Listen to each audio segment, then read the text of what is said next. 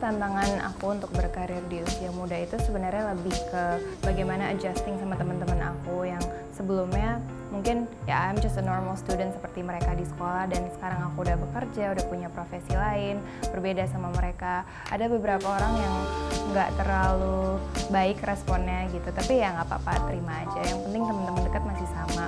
Terus dari segi financial, oke, kita sekarang udah punya uang sendiri gitu, tapi mulai harus mikir juga sih spending money wisely gitu.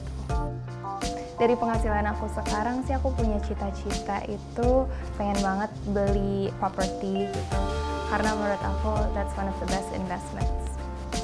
Pendidikan itu pasti tetap menjadi hal yang paling utama buat aku, karena aku ngerasa di zaman yang sekarang ini knowledge itu power, dan kita ya nggak boleh berhenti belajar gitu.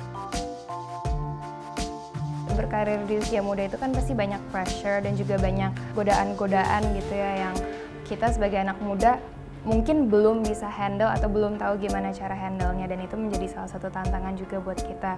Akhirnya mungkin orang-orang yang nggak bisa nge-handle itu malah ikutan kena bad influence gitu. Nah, kalau menurut aku sih yang paling penting itu untuk mencegahnya kita harus punya prinsip dan harus benar-benar stick to our prinsip.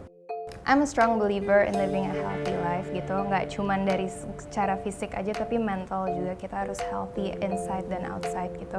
Trigger aku untuk jadi lebih concern sama healthy lifestyle itu tuh sebenarnya zaman-zaman aku SMP menjelang SMA lah, aku tuh bener-bener yang nggak pede gitu ya, pokoknya body image aku tuh jelek banget gitu loh, aku tuh have this very bad perception about myself, dan gara-gara itu aku diet, nggak makan, terus yang olahraga overtrain gitu. Dan akhirnya aku jadi jatuh sakit terus, sempet kena tipes, sampai akhirnya mah gitu. Dan capek selama 1 tahun itu tuh yang kerjanya ke dokter, dan aku nggak mau lah kayak begitu terus. Jadi lebih ke ya makan sehat, dengerin apa kata tubuh kita juga, dan olahraga. Sekarang I live my life taking everything that happens to me one step at a time, dan yang paling penting itu kita tetap punya pikiran yang positif setiap hari.